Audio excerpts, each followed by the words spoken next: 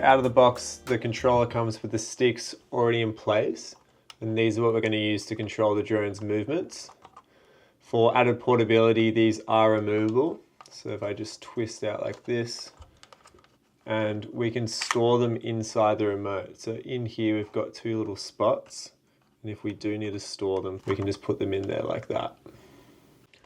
Now on the top of the controller here, we have three buttons.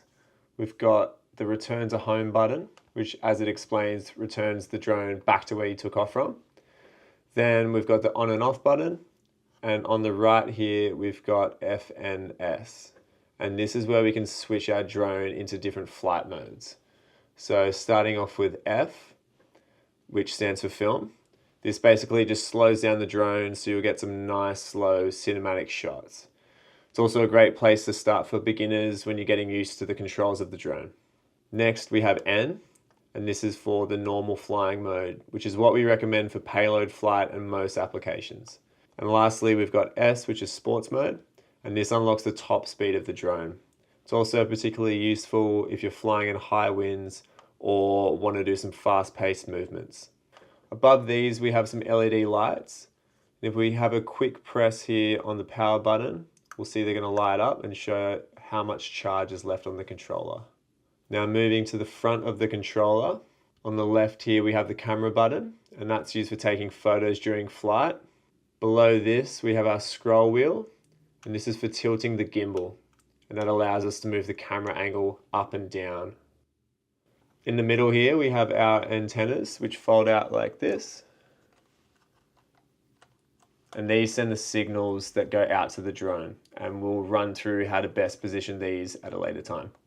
Over on the right side at the top here, we have our record button, which is indicated with the red dot.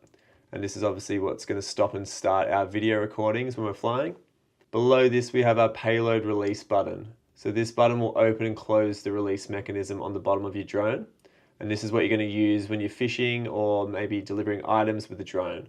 So you can release your payload by pressing this button on the controller or a button in the app as well. If we flip it to the side here, we'll see the USB-C port. And this is where we're going to charge our controller and also connect it to our phone or tablet.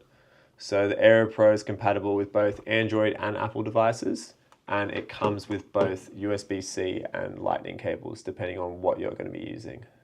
All right, so let's go ahead and mount our phone in the controller. First thing we're going to do is grab the right cable for our phone. So I've got a USB-C here, which will be working with my iPhone 15. And depending on the size of your phone, or if you've got a case, you might need to take it off just to make sure it'll fit when you're mounting it.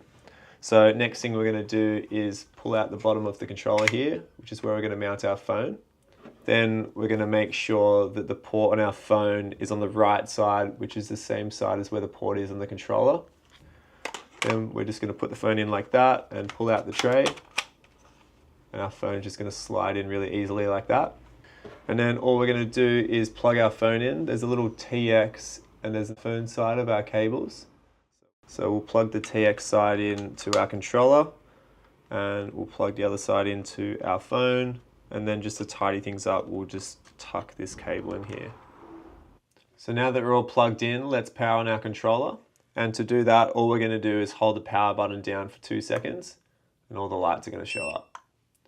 And it'll show us how much battery we've got on the controller as well. And we're good to go.